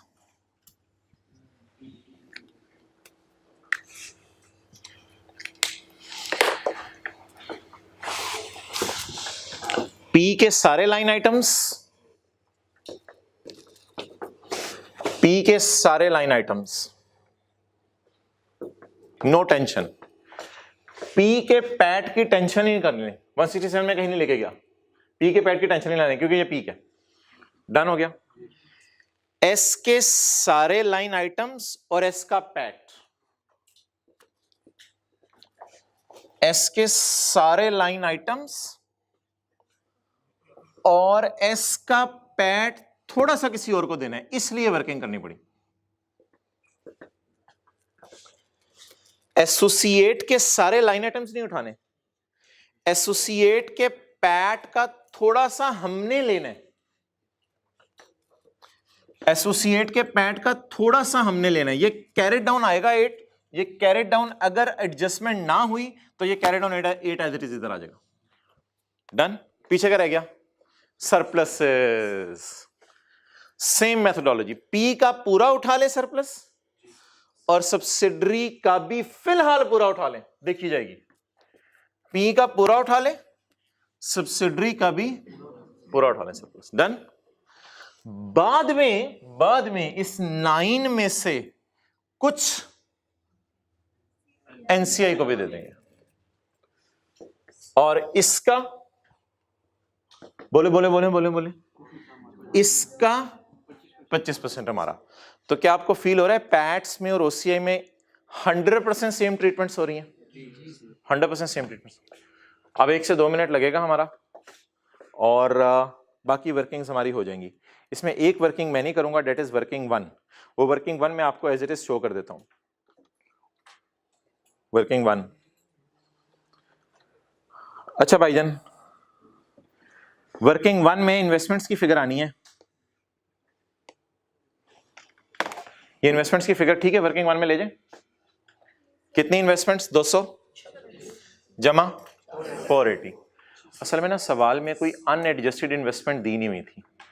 अगर सवाल में अनएडजस्टेड इन्वेस्टमेंट दी होती ना तो फिर मैं ओरिजिनल एंट्री वाली इन्वेस्टमेंट ना उठाता, फिर मैं उस अनएडजस्टेड इन्वेस्टमेंट के अंदर ये वाली इन्वेस्टमेंट 76 की डालता। मैं कहता अल्लाह का शुक्र है मेरी इन्वेस्टमेंट सही हो गई है। लेकिन सवाल में नजर मार लें कहीं भी अनएडजस्टेड इन्वेस्टमेंट्स नहीं दी हुई, तो जो ओरिजिनल इन्वेस्टमेंट से क्या मैं उठा सकता हूं? तो ओरिजिनल इन्वेस्टमेंट उठाएं 226 और 760 706 हो गया। शेयर कैपिटल सब्सिडरी का 600, शेयर कैपिटल सब्सिडरी का 600। रिटेन्ड अर्निंग, रुक जाए कैलकुलेटर पे, कैलकुलेटर पकड़े। रिटेन्ड अर्निंग, यकम मे को खरीदा है, यकम मे को खरीदा है सब्सिडरी को, कैलकुलेटर पकड़े। यकम मे को खरीदा है सब्सिडरी को 289 जमा 63। यकम मे को हमने खरीदा है तो जनवरी फरवरी मार्च अप्रैल तक वो कुछ ना कुछ कमा चुकी थी, तो इसका 4/12 हमने खरीदा है पैसे देके, तो इसका 4/12 लें और ऐड कर दें 289 में। कितना आ गया? 310। और रिवोल्यूशन सरप्लस वो मैन्युफैक्चरिंग प्लांट वाला 60 आ गया। ये आपकी गुडविल आ गई 124 और इसी के ऊपर इंपेयरमेंट लॉस आ जाएगा। ये गुडविल आ गई, इसी पे इंपेयरमेंट लॉस आ जाएगा। एनसीआई किस पे निकालनी है? 970 का प्रोपोर्शनेट शेयर 388। तो वर्किंग 1 करने की जरूरत नहीं है। वर्किंग 1 ने नेगेटिव गुडविल देती तो इधर देखें, वर्किंग 1 नेगेटिव गुडविल देती तो अदर इनकम में आती, लेकिन वर्किंग 1 का फायदा ये हुआ पॉजिटिव गुडविल की इंपेयरमेंट निकालने के लिए यूज होगी ये फिगर। तो अब वर्किंग 1 का कोई फायदा नहीं हुआ सिवाय इसके यहां से एक भी फिगर P&L के मुंह में नहीं जानी। हाँ, अगर नेगेटिव गुडविल आती ना वो अदर इनकम में जानी थी। अब क्या करें, वर्किंग वन का तो कोई फायदा ही नहीं है, तो ऐसा करें फिर कि सवाल में आके 124 लिखा हुआ है गुडविल, 124 का 10% 12.4, तो 0.4 की एंट्री बता दें। इम्पेयरमेंट लॉस एक्सपेंस डेबिट और गुडविल कितने से 12.4। डन, डन जी। अच्छा चलें जी, अब मैं चाहता हूं कि मैं एडजस्टमेंट्स पोस्ट करूं। एडजस्टमेंट्स पोस्ट करने से पहले एक चीज जरा नजर मारनी है, कौन कौन सी चीजें वर्किंग 5 को हिट करती हैं या नहीं।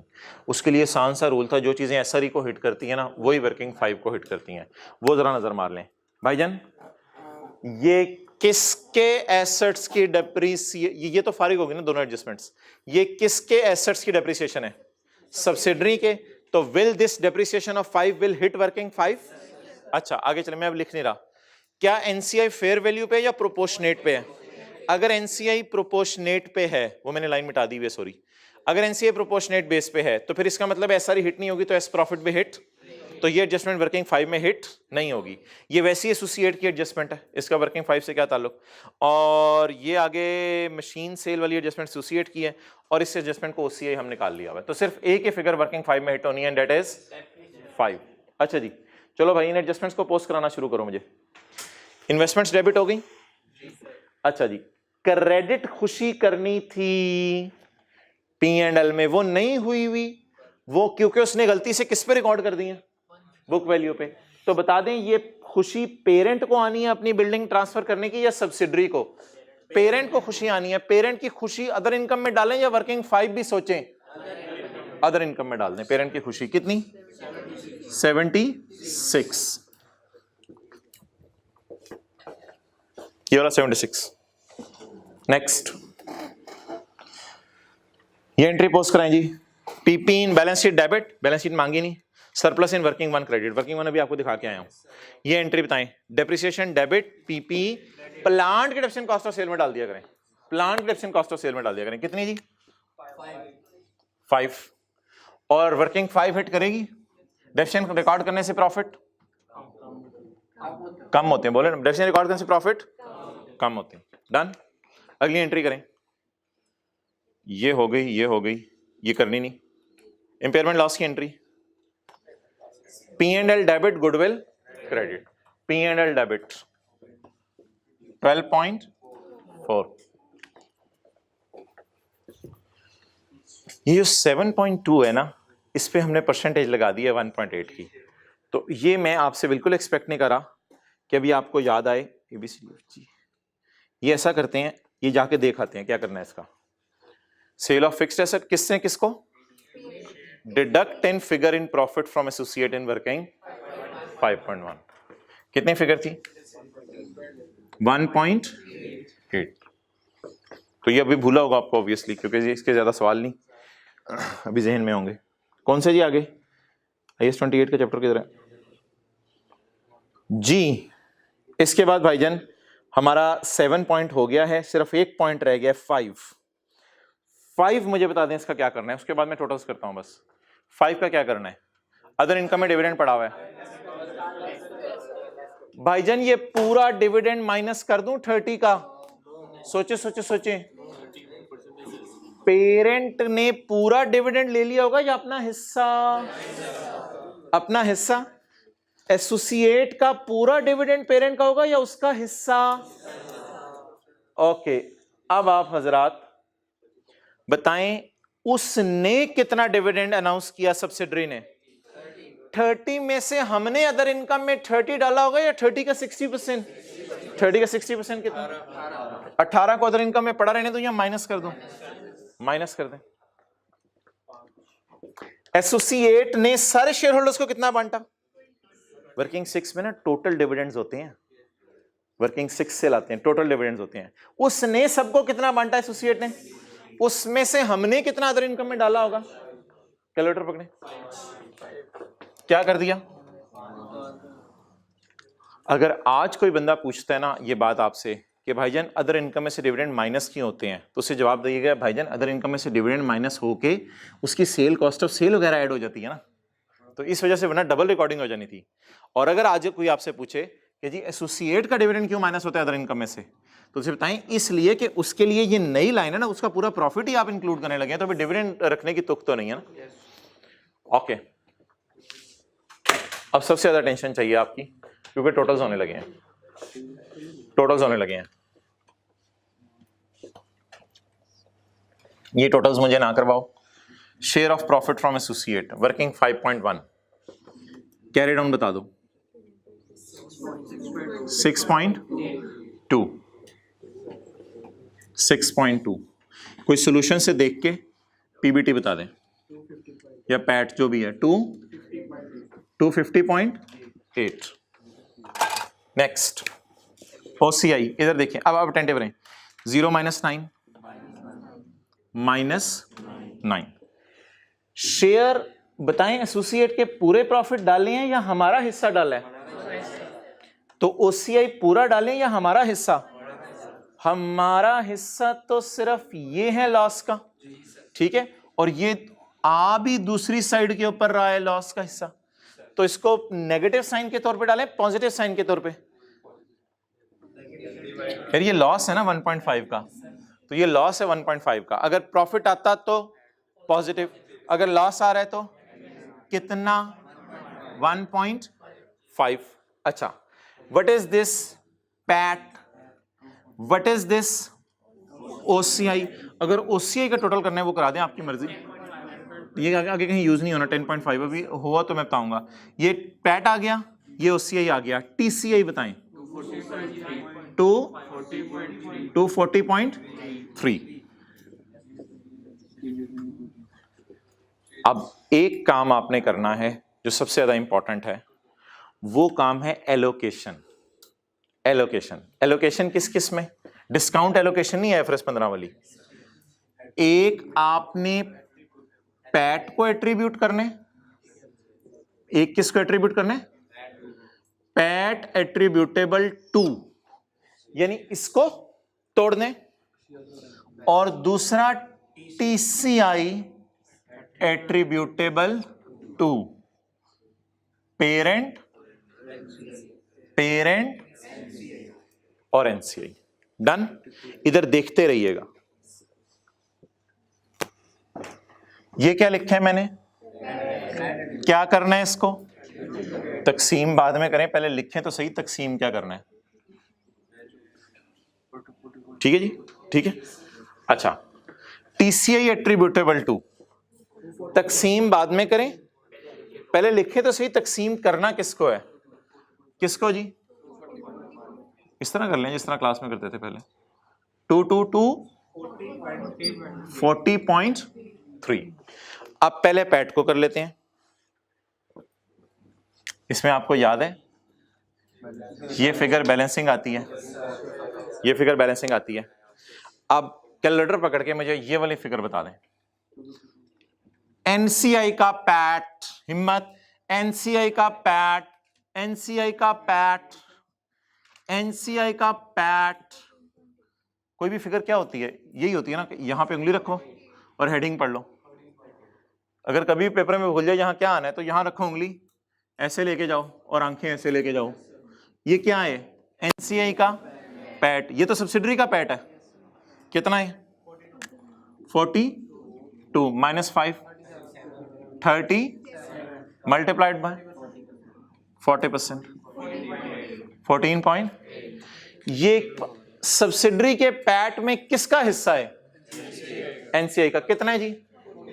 14.8।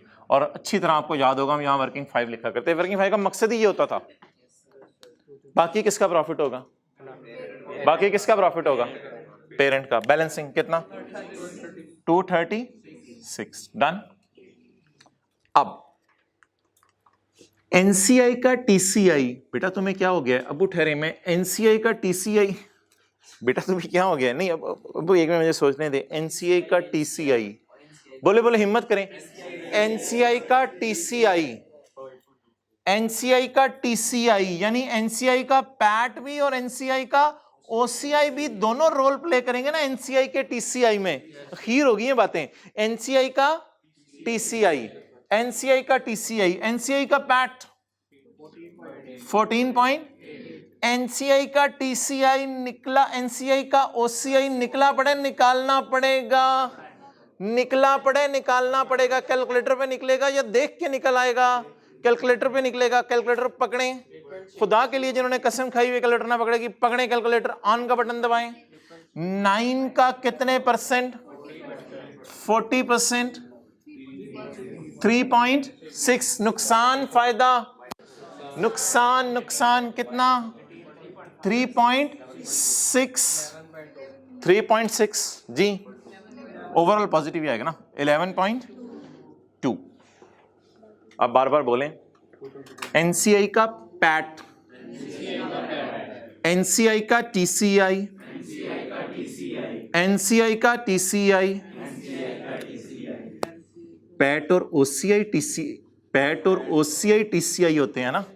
कोई परेशान तो नहीं हो गई? ज्यादा नई नई टर्मिनोलॉजीज तो नहीं इंट्रोड्यूस करा दी? पैट और ओसीआई, पैट और मिल के बनाए टीसीआई। तो हमें किसका टीसीआई चाहिए? एनसीआई का। तो पहले से ही निकाल दें अब ये 220.10 वाले भी हैं अभी तक भाईजान। आप डन जी। अच्छा, कोई इन दोनों का टोटल करके चेक करेगा यही आया या नहीं। हालांकि ये उसने इसमें से माइनस करके ये निकाला है।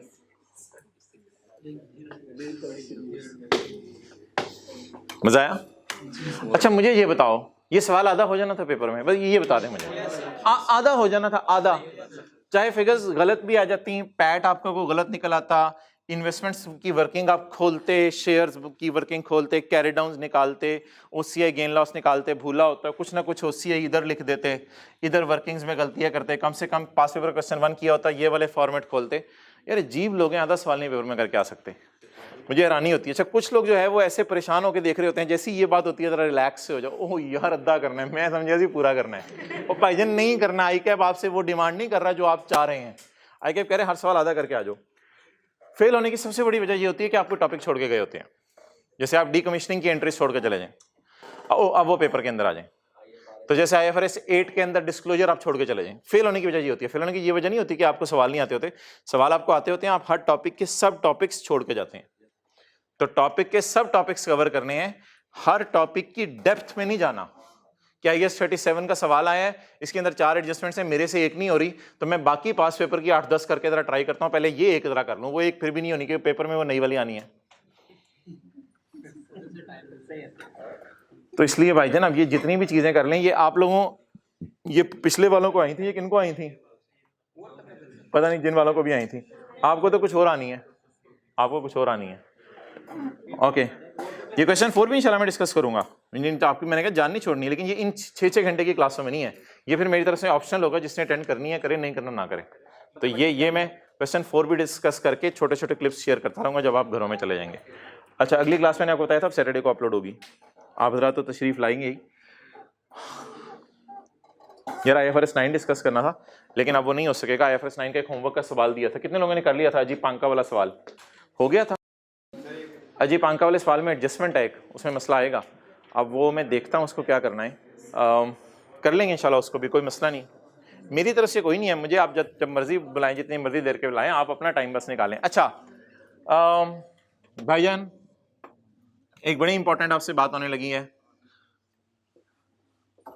ICAP को आज से 2-3 साल पहले ईमेल की गई थी कि भाईजान statement of changes in equity consolidated syllabus में है या नहीं। तो ICAP ने जवाब दिया था भाईजान consolidated statement of changes in equity syllabus में नहीं है। फिर ICAP से कहा गया कि भाईजान वैसे इक्विटी जहन में लाएं, इक्विटी बैलेंस शीट वाली आता क्या क्या है? Share capital, share premium. यार ऐसा ना कर, ऐसा ना कर यार, ऐसा ना कर, खुदा के लिए ऐसा ना कर। या जिंदगी में पहली दफा कौन सी statement of changes in equity नजर आ रही है आपको? Consolidated statement of changes in equity. ये देखो शेयर कैपिटल आता था, नहीं ये ना असल में लायबिलिटी नहीं होती, ये इक्विटी का पार्ट होती है, स्टैंडर्ड ने कहा हुआ है, क्योंकि इमरान खान की इक्विटी है ना, तो share capital, share premium, CRE, ये बैलेंस शीट में यहां आती थी चीजें। तो यही चारों चीजें। अच्छा हाँ बिल्कुल। अब आईकेप से जब पूछा गया कि भाईजान ये statement of change equity syllabus में, आईकेप ने कहा नहीं है, लेकिन आईकेप के पास पेपर्स के अंदर नहीं, पास पेपर में कभी टेस्ट नहीं हुआ, लेकिन आईकेप के जो क्वेश्चन बैंक के सवाल हैं या स्टडी टेक्स्ट में, उनमें कभी कभी पूछा हुआ प्रिपेयर सीआरई मूवमेंट। तो फिर आईकेप से पूछा गया कि सीआरई मूवमेंट और एनसीआई मूवमेंट ही तो असल चीज है इसमें, शेयर कैपिटल और शेयर प्रीमियम तो एक एक फिगर होती है। उसने कहा हाँ ये सिलेबस में है।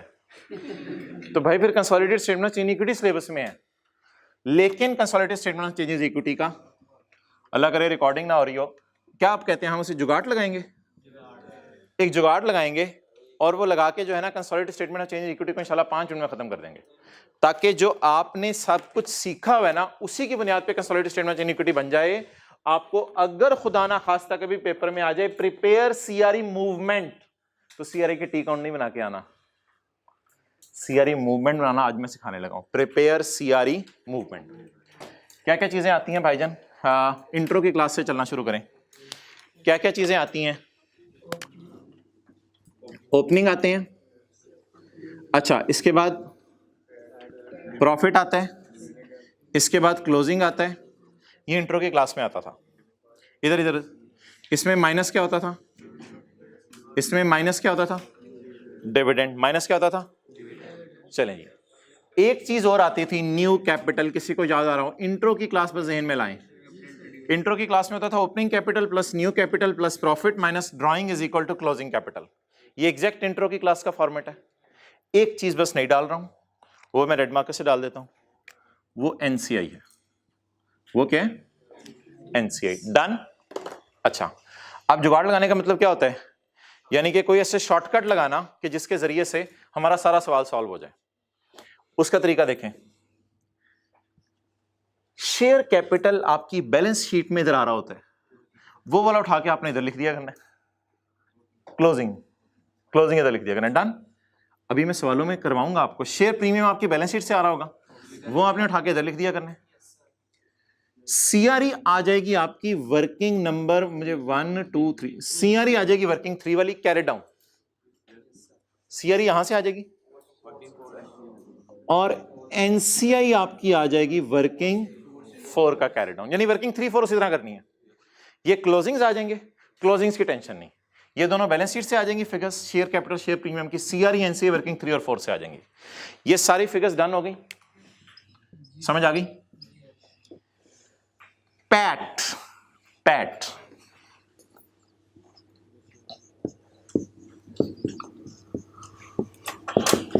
एट्रीब्यूटेबल अभी किया था।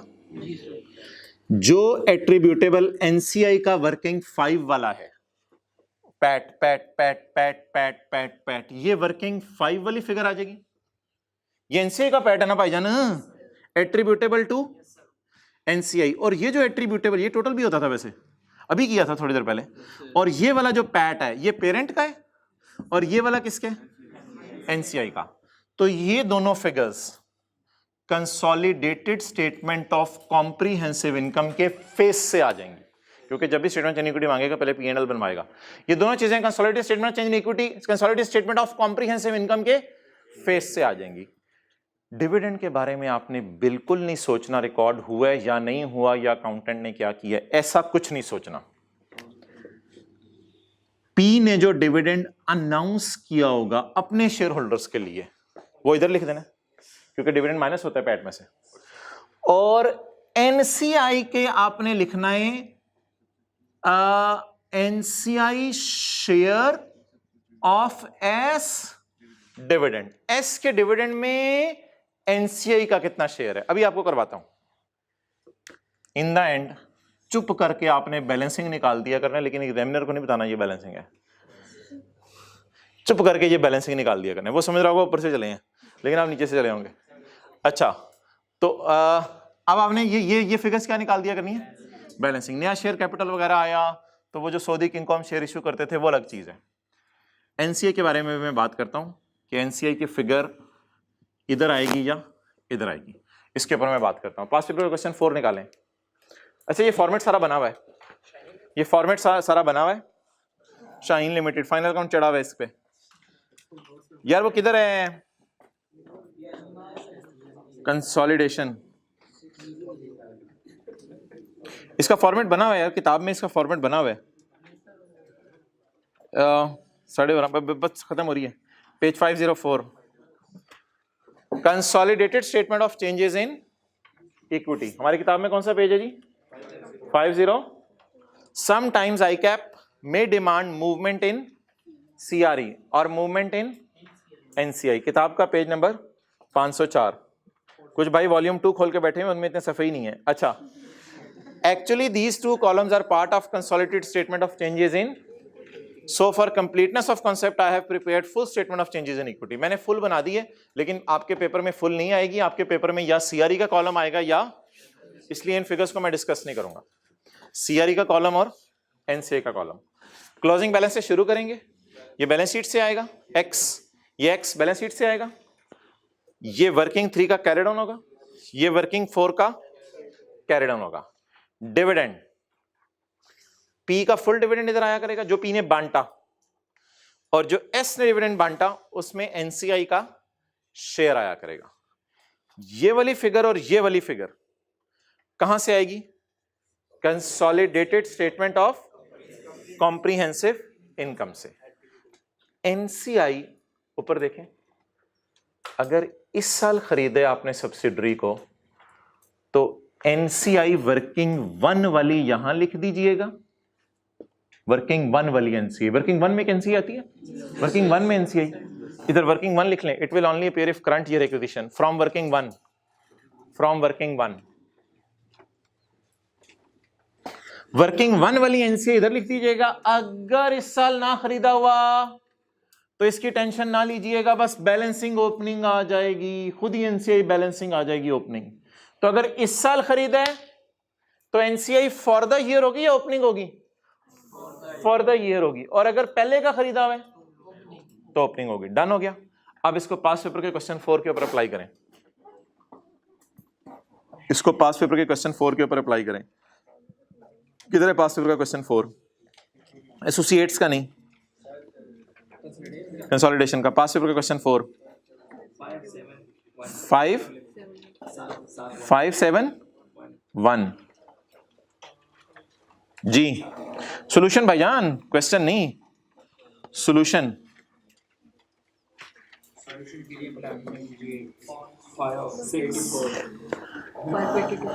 जी भाईजान, बैलेंस शीट है ना, बैलेंस शीट में से ये तीनों उठाएं, 600, 150 और 438.92 और 125.1 2 3 4, इन 4 फिगर्स को उठा लें। बताएं जी। 600, 150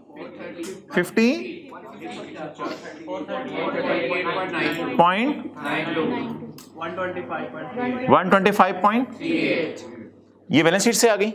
उल्टी वर्किंग करने लगे हैं ना, ओपनिंग से नहीं चलने लगे। कहां से चलने लगे हैं? क्लोजिंग से। आगे बोलें जी। ना डिविडेंड इस सवाल में नहीं है। ये क्या बना हुआ है? कंसोलिडेटेड स्टेटमेंट ऑफ, ये पैट है, ये भी वर्किंग की है, पैट एट्रीब्यूटेबल टू वर्किंग 5 और बैलेंसिंग। ये किसका पैट है? ये फॉर द ईयर है, एज ऑन है चीजें, ये फॉर द ईयर है, एज ऑन है। फॉर द ईयर पेरेंट का पैट, वो पेरेंट का अपना पैट ना उठा लीजिएगा, कंसोलिडेटेड पैट होता है, इसमें सब्सिडरी का भी थोड़ा सा पैट पड़ा होता है इसका। तो पेरेंट का पैट कितना और और NCI का पैट कितना? ये दोनों फिगर्स पता है कहां से आती हैं? वो एट्रीब्यूटेबल। इन दोनों को पकड़ें। चलो चलिए, ना मीनू ना लेके जाए तो 11.98 को भी ले चलें भाईजान। ये मैंने लिखा हुआ है, consolidated statement of comprehensive income कितना? 170.92 11.98। अगर इस साल आपने खरीदे ना सब्सिडरी को तो फिर NCI खुद लिखें। अगर इस साल नहीं खरीदा तो बैलेंसिंग निकाल लें। इस साल खरीदा इसलिए वर्किंग 1 वाली NCI उठवा दें। वर्किंग 1 वाली कैरी डाउन नहीं उठानी, इधर वर्किंग 1 वाली उठानी है, ओपनिंग टाइप चीज कोई। वर्किंग 1 वाली NCI, वर्किंग 1 वाली NCI वर्किंग 1 वाली एनसीआई जी कितना 113.4। इधर इधर इधर अल्लाह का शुक्र है 113.4 करके ये टैली कर रहा है। ये देख रहा हूं ये plus profit is equal to ये आ गया। सिर्फ एक हल्की सी टेक्निक सिखानी थी आपको और बात मेरी खत्म हो गई। टेक्निक बता दें क्या है जी। क्लोजिंग्स उठाएंगे बैलेंस शीट से, पी एंड एल के मुंह पे चिन्ह के पास से पैट उठाएंगे और एनसीआई उठाएंगे और वर्किंग 1 से सिर्फ तब उठाएंगे एनसीआई अगर इस साल खरीदा है और हमारे सवाल में इस साल खरीदा हुआ है। डन हो गया। इसके बाद सारी चीजें ओपनिंग बैलेंसिंग आ जाएंगी। ये बैलेंसिंग बोले 600 1 डिविडेंड्स नहीं है 438.92 माइनस 173.92 2 ये बैलेंसिंग आएंगे 265 क्योंकि हमारे साल के शुरू में एनसीआई थी नहीं ना, हमने इसको इसी साल खरीदा। डन। अगला सवाल नोट्स बांट दिए हैं। अगला सवाल हामिद प्रैक्टिस क्वेश्चन पेज 521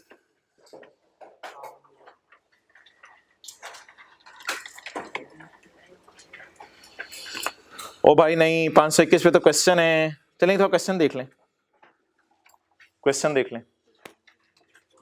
इधर देखें क्वेश्चन 25 भाईजान डिविडेंड आ रहा है 20,000 किसका है ये पेरेंट का फुल डिविडेंड शो करना है आपने, पेरेंट का फुल डिविडेंड शो करना है। ये क्वेश्चन से डिविडेंड उठा लें, बस ये क्वेश्चन से डिविडेंड उठा लें, ध्यान में रखें 20,000।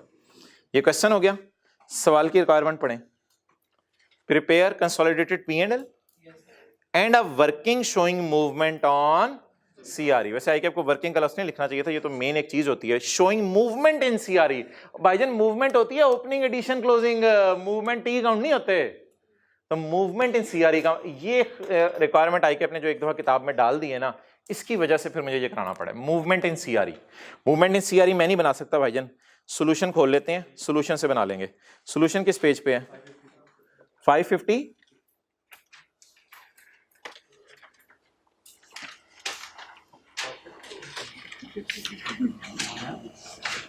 निहायती अफसोस के साथ ऐलान किया जाता है कि मुझे खुद जाना पड़ेगा। 550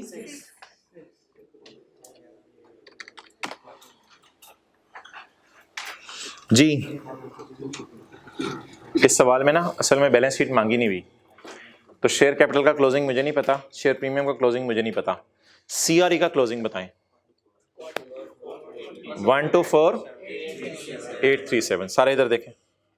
सिर्फ मूवमेंट इन क्या बनानी है एनसीए फारिग करें। वर्किंग 3 का कैरी डाउन बताएं 83।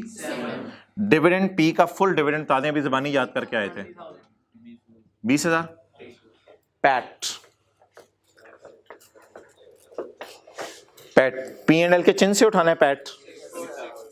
ना ये नहीं उठाना माय डियर, ये पेरेंट है और ये 6463 और 2996। मेरे ख्याल से ना सिर्फ 647 उठा लें, ये ना उठाएं क्योंकि ये महंगा नहीं। तो ये भाईजान सीआरई की मूवमेंट अभी मुकम्मल नहीं हुई, ओपनिंग बैलेंसिंग निकालना है। ओपनिंग बैलेंसिंग बता दें 80,200 कैसे निकाला है 124 प्लस 20 माइनस कुछ संभाल लेंगे अगर कभी मूवमेंट इन सीआरई की रिक्वायरमेंट आ गई। टाइम बता दें 2 से चलें ठीक है, ओपन है ना 2-3 घंटे, 2 से एहतियातन 6 कर लें, वैसे इतना होगा नहीं। हाँ जी अच्छा जी क्वेश्चन तो रखे ना। अच्छा जी वापस आ जाएं, एक और सवाल है वो बताएं कौन सा है। हाँ जी ठीक है okay okay okay okay okay okay okay जज़ाकल्लाह जी। पेज नंबर 813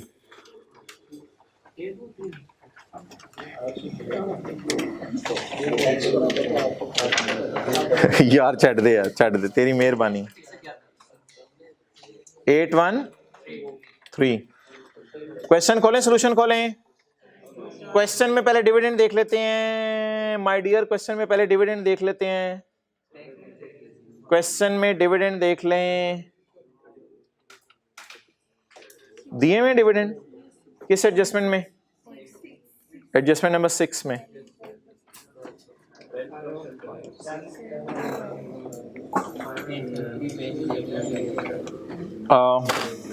पेरेंट का कितना है? सब्सिडरी का कैलकुलेटर पकड़े। पेरेंट का शेयर कैपिटल 74,000। कैलकुलेटर के बगैर 10% लगा के हिम्मत करें। 7400 70। पेरेंट का फुल डिविडेंड डालना है मैंने क्या? पेरेंट का full dividend 7400। NCI share of S dividend, NCI अपने शेयर से कंसर्न होगा ना। कैपिटल 50 पे 12%, 5 12 बार 6,000 होता था, लेकिन ये एस का डिविडेंड है। खुदा के लिए मुझे एस का नहीं चाहिए इधर, मुझे एस के डिविडेंड में एनसीआई का चाहे रिकॉर्ड हुआ है नहीं हुआ, इधर हमेशा डाला करना है आपने डिविडेंड। 6,000 इंटू मिल गया परसेंटेज, 6,000 इंटू 30%, 1800। कहाँ लिखी हुई है परसेंटेज?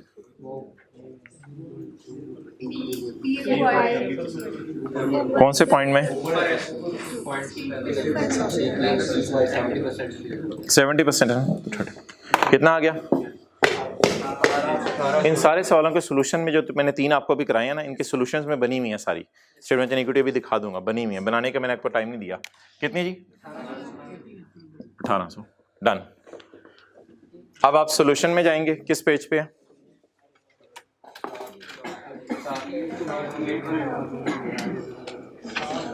वर्किंग 3 का कैरी डाउन, शेयर कैपिटल का कैरी डाउन बताएं। 70। ये बैलेंस शीट के मुंह पे हूं। शेयर कैपिटल का कैरी डाउन 74,000। सीआरई का कैरी डाउन 49938। एनसीए का कैरी डाउन 24,687। डन। अच्छा, ये क्लोजिंग आ रही है, इन्होंने इस साल कुछ कमाया भी होगा, कुछ कमाया भी होगा। फॉर द ईयर कितना कमाया? कहां से पता चलेगा? P&L के मुंह से? वो P&L का मुंह ही क्या जो नजर ना आए? पैट और एनसीआई। पैट बोले 21835 30। ये दोनों का हिस्सा हो गया प्रॉफिट का। ढूंढना पड़ेगा सवाल में जाके कि इस साल खरीदा सब्सिडरी को या कई साल पहले। जाएं जरा ढूंढ के आए सवाल में, इस साल खरीदा या कई साल पहले खरीदा? कई साल पहले खरीदा। तो ये लिखना ही नहीं इधर, आप ये लिखना ही नहीं, अब कुछ भी नहीं करना। ओपनिंग बैलेंसिंग, सब opening balancing ji. 74,000 3503 23472। That is balancing. So that is a column of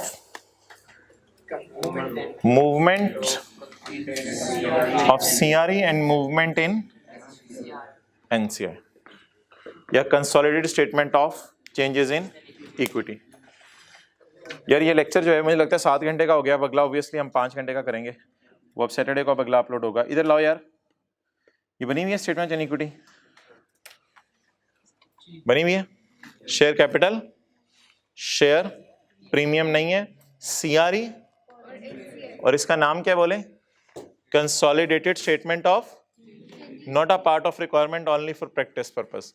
इस सवाल की रिक्वायरमेंट नहीं थी। क्लियर?